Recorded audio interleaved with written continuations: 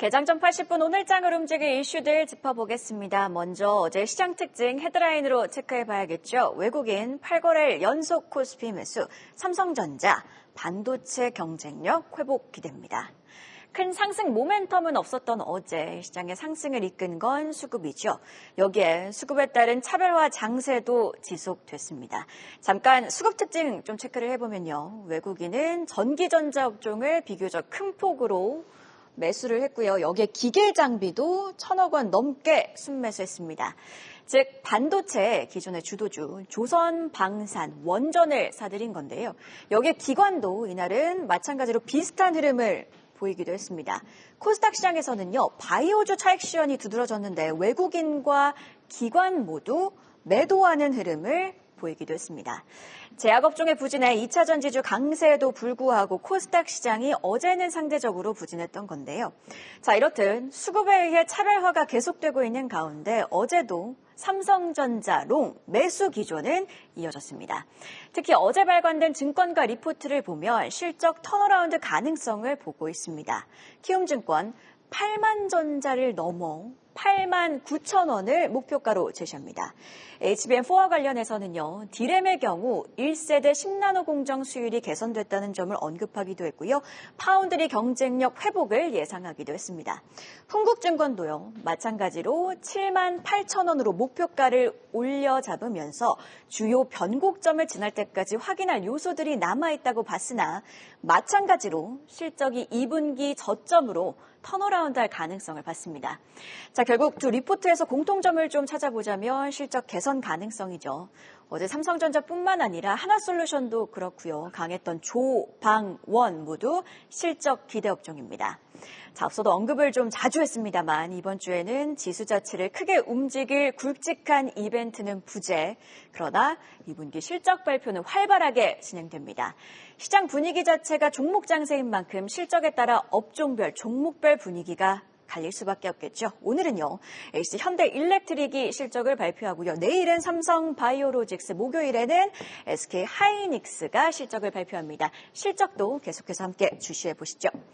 자, 그래서 간밤 나온 오늘장을 움직일 무버들도 좀 정리를 해보면요. 일단 미국 증시는요. 유동성 장세 속에서 S&P 500 지수가 사상 처음으로 6,300선 위에서 마감을 했습니다. 다만 고점에 대한 부담은 여전, 다우는 내리는 혼조세로 거래를 마쳤고요. 베선트 미국 재무부 장관 신속한 합의보다 질 높은 무역 합의가 중요하다고 강조를 하기도 했습니다. 관점에 따라서 압박으로 해석을 할 수도 있겠으나 일단 시장에서는 단순한 협박용이라고 무게를 두며 무역 협상 기대감을 키우면서 증시가 상승을 할 수 있었던 건데요. 섹터별로 보자면 최태원 SK그룹 회장이 샘 올트먼 오픈AI CEO와 만났다는 헤드라인이 있었습니다. SK하이닉스를 움직일 수 있는 만큼 자세히 한 발 더 들어가 볼까요? 자, 언론 보도에 따르면 7월 중순 최태원 SK그룹 회장은 미국 샌프란시스코 오픈AI 본사를 방문해서 올트먼 오픈AI CEO를 만났습니다. 해당 자리에는요, 광노정 SK하이닉스 사장도 동석한 것으로 전해졌습니다. 시장에서는요, 이 만남을 두고 단순한 회동이 아닌 두 기업 간의 협력 가능성에 무게를 두고 있는데요. 어제 올트먼 CEO 자신의 X에 현재 100만 개의 GPU를 온라인 가동을 통해 확보를 했다면서 이제는 이를 100배 늘릴 방안을 찾아야 한다고도 했죠. AI 인프라를 공격적으로 늘리겠다고도 시사한 상황. 여기에 오픈AI는요, 자체 AI 반도체, 즉 ASIC을 개발 중입니다. 이런 상황 속에서 HBM은 필수죠. 여기에 SK그룹과 오픈AI가 기존에 협력한 바가 있다는 점까지 부각이 되며 SK하이닉스와의 협력 가능성이 높게 점쳐지고 있는 겁니다. 자, 지난주 SK하이닉스의 급락을 야기한 골드만삭스의 리포트, HBM 공급 과잉, 가격 하락을 언급했죠. 자, 수단매 속에서 당장 오늘 SK하이닉스가 회동 뉴스에 크게 반응하지 않을 가능성 충분히 있습니다. 고점 부담이 여전한 것도 사실이고요. 다만 공격적인 인프라 확장은 계속되고 있다는 걸 시사하고 있는 뉴스라는 점에서 의미가 크죠. 중기적 관점에서 AI 인프라 확장 이슈 계속해서 함께 체크해 보시죠. 다시 큰 틀로 좀 돌아와서 생각을 해보면요. 간밤 미증시에서 테마주들이 힘을 잃었습니다. 원전, 양자, 우주개발, 그리고 퀀텀스케이프 등 2차 전지주 밀렸는데요. 실적 기대감 속에서 테마주들의 변동성을 오늘 우리 시장은 어떻게 해석할지 개장 이후에 함께 지켜보겠습니다. 자, 그럼 어제 정규장 마감 이후 애프터마켓까지 등락률이 컸던 종목들 아니스캐스트와 함께 체크해볼까요? 네, 안했습니다. 오늘장 시작하기 전 애프터마켓 마감 시황 체크해보겠습니다. 먼저 코스피 상승률 상위 종목 만나보겠습니다. 다시 자사주 비중이 높은 종목들이 애프터마켓에서 고개를 들었습니다. 신영증권이 가장 많이 오른 9%의 상승률을 보여줬고요. 대신증권 3.2%, 롯데지주 3.12%, GSP&L도 2.81%로 빨간불 켜냈습니다. 태광산업은 좀 결이 다른데요. 트러스톤 자산운용이 태광산업 지분 일부를 OK캐피탈에 넘기면서 장중 9%대 급락, 애프터마켓에선 2.96% 하락세에 돌려놨습니다. 코스닥은 어떤 종목들 올렸는지 확인해 보실까요? 아난티가 6%대로 가장 많이 올랐습니다. 지난달 군사분계선에서 대북 방송을 중단하면서 남북 경협조로 상승한 바 있죠. 어제 저녁에는 국정원의 대남 방송이 50년 만에 중단됐다는 소식에 다시금 상승했습니다. 철도 시스템 기업 DRTI도 함께 상승한 모습 특징적입니다. 어제 조선주도 잘 갔죠. 현대힘수도 상승세 올라타면서 4.64%대 강세 보였고요. MZ세대들에게 큰 사랑받고 있는 운동복 기업 잭시믹스는 최근 호실적 기대하는 리포트 나온 가운데 어젠 공시를 통해서 이수연 대표가 자사주를 추가 매입했다는 소식 알리면서 투심 불러일으켰습니다. 마찬가지로 4%대 강세 보여줬고요. 화장품주 펌텍코리아도 3.47% 상승불 켜냈습니다. 오늘 코스피와 코스닥 시장에서 가장 많이 오른 특징주들 자세히 보도록 하겠습니다.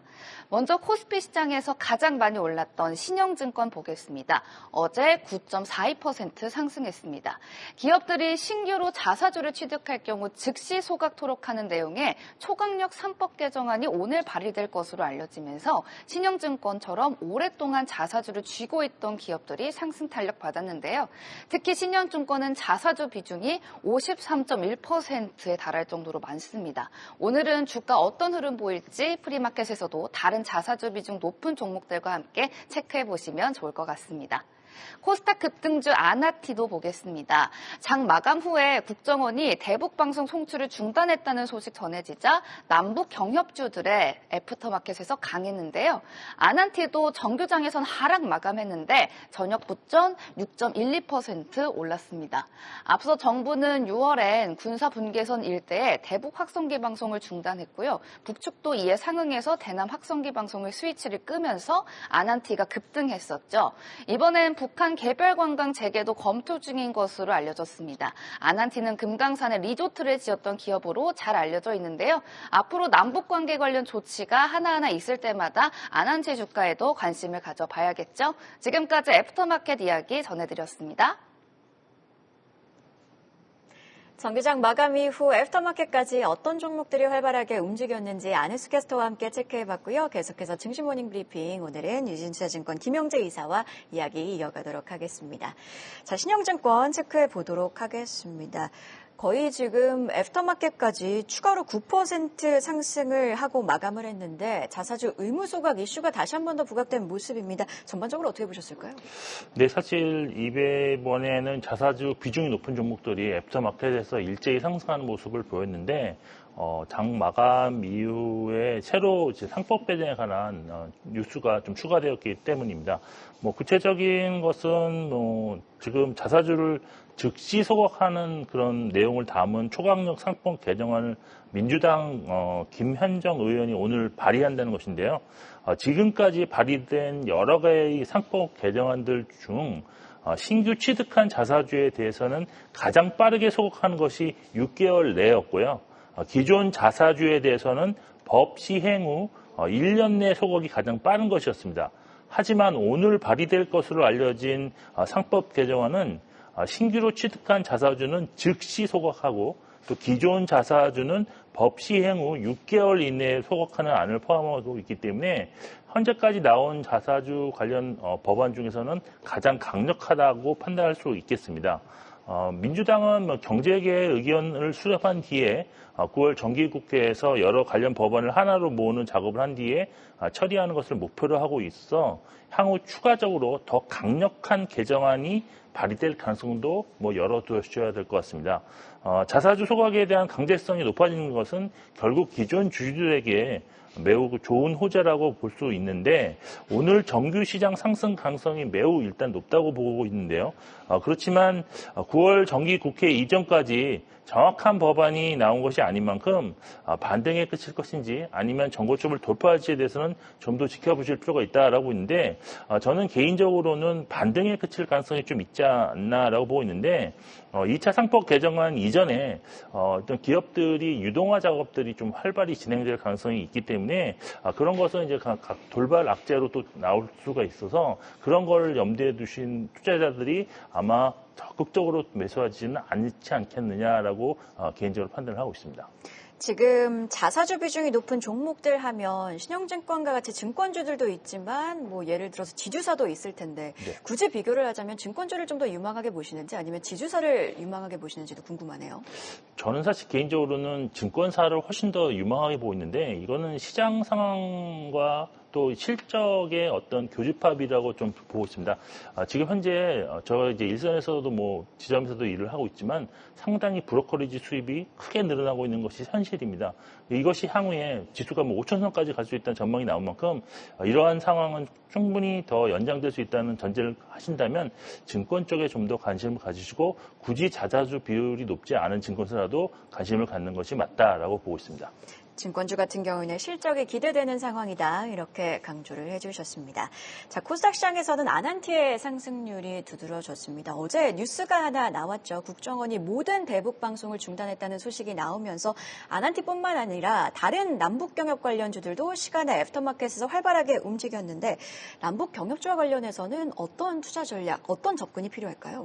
네, 사실 제가 보기에는 어제 이제 정규장에서 또 새로운 재료가 나오긴 했습니다. 뭐 북한에 대한 개별 관광을 허용하겠다 뭐 이런 뉴스가 나왔지만 그렇게 큰 반응을 하지 못했는데 아무래도 그것은 정부가 이제 북한 개별 관광 허용 검토는 북한에서 비자를 발급받아서 중국 등 제3국을 경우에 입국하는 것인데 이게 이제 정부가 개별 관광은 이제 대북 제재에 포함시키지 않는 그런 걸로 해석하고 있기 때문에 한반도 긴장 완화와 남북 개선 관계를 뭐 목표로 대북 정책 하나라고 이제 뭐 긍정적으로 검토한다고 알려졌습니다. 하지만 이것이 북한이 호응을 해야 되는 그런 전제가 필요하고요. 또한 당장은 실현 불가능하다는 것, 그리고 미국과의 협의도 선행되어야 하는 사안이기 때문에 이것에 대해서는 그렇게 크게 반응하지 않았는데 장마감 이후에 이제 국정원이 이제 수십 년간 운영해왔던 대북 방송을 이달 들어 모두 중단했다고 알려졌는데 대북 단파 라디오 방송과 TV 방송이 지난 5일부터 14일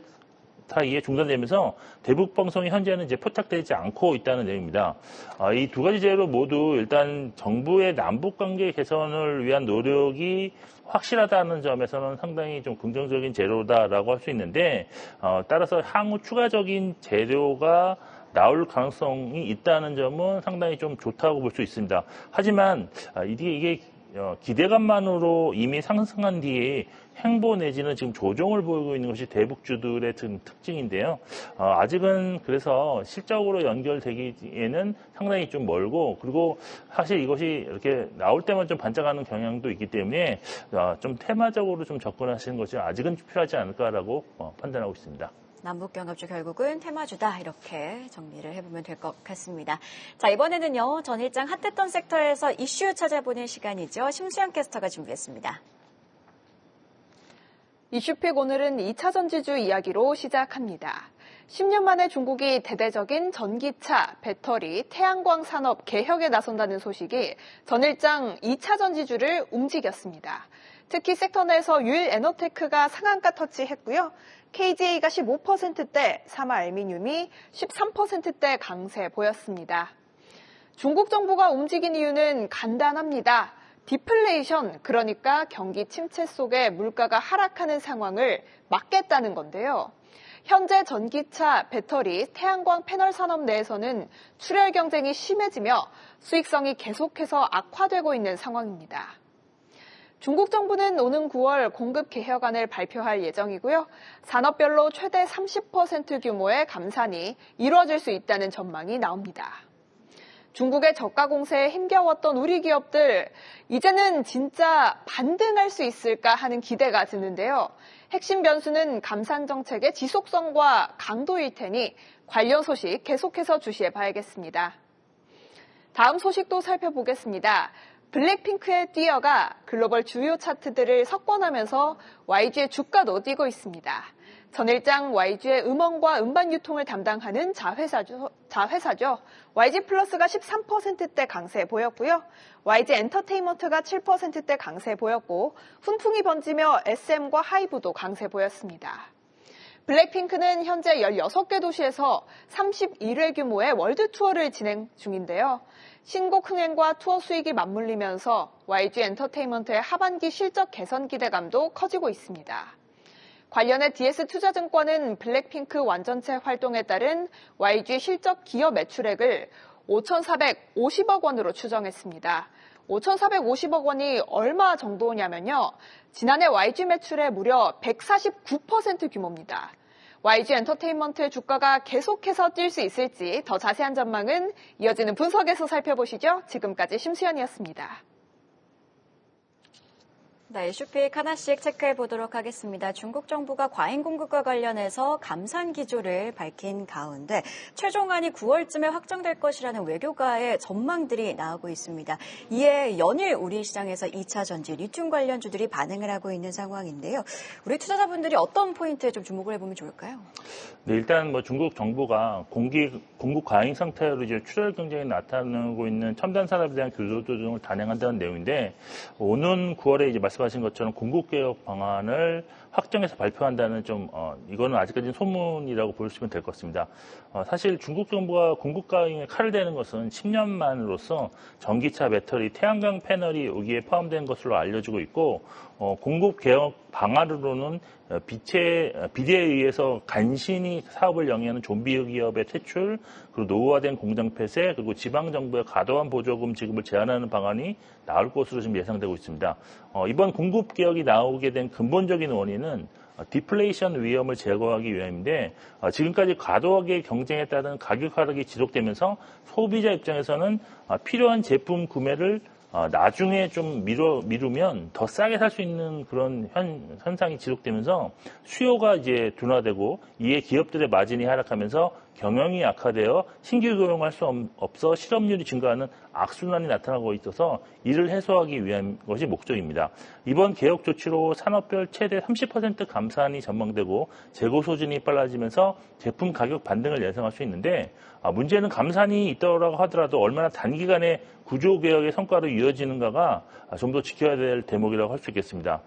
최근 이제 말씀하신 대로 2차 전지에 관련한 긍정적인 재료가 지속적으로 발생 중인데 예를 들어서 리튬 가격 반등, 중국산 흑연 반텀빈 관세부과 국내 기업들의 북미 ESS 점유율 상승 기대감 등이 나타나면서 2차 전지 심리가 투자 심리가 상당히 호전되고 있다고 보고 있습니다.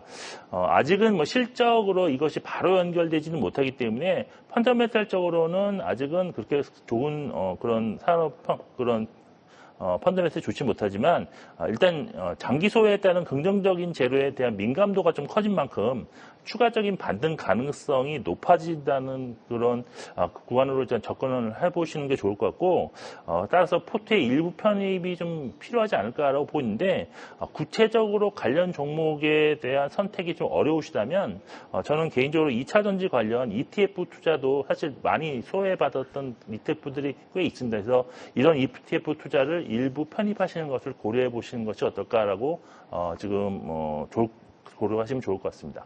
좀 정리를 해보면 배터리, 2차 전지, 그리고 태양광 같은 경우에는 워낙 중국의 공급 과잉 속에서 시달렸던 업종들인 만큼 감산 뉴스는 호재이지만 결국 얼만큼 감산에 나서느냐, 감산 정책이 효과가 있느냐는 계속해서 지켜볼 이슈지만 워낙 밀렸던 종목들인 만큼 단기 호재에는 민감하다, 이렇게 보면 될 것 같습니다.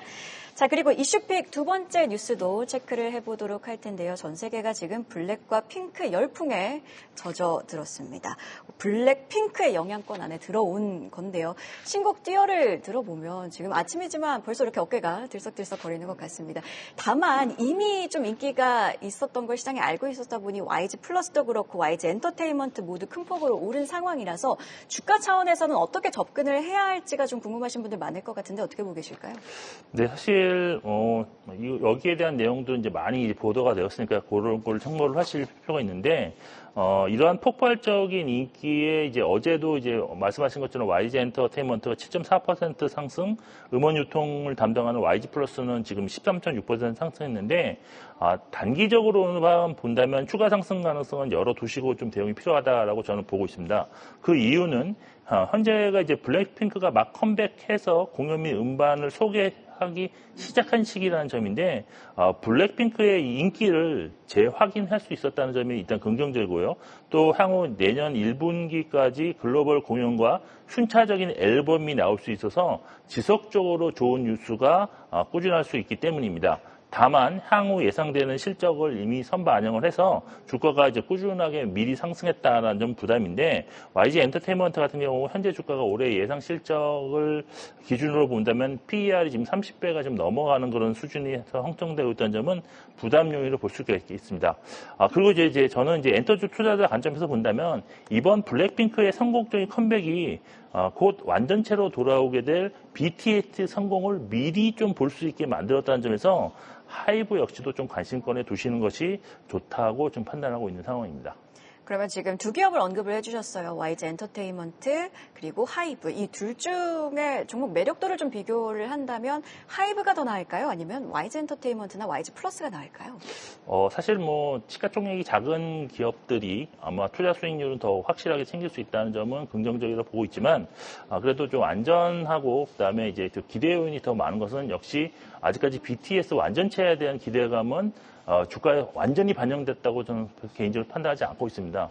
그렇기 때문에 최근 들어서 이제 CEO의 어떤 리스크 때문에 주가가 조금 주춤한 경향이 있기 때문에 오히려 매수하기에는 BTS 관련해서 하이브가 좀 더 편하지 않을까라고 판단하고 있습니다.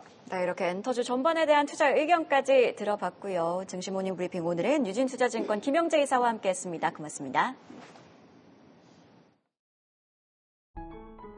계속해서 다양한 경제 이슈를 알고 싶다면 구독과 좋아요, 알림 설정 부탁드립니다.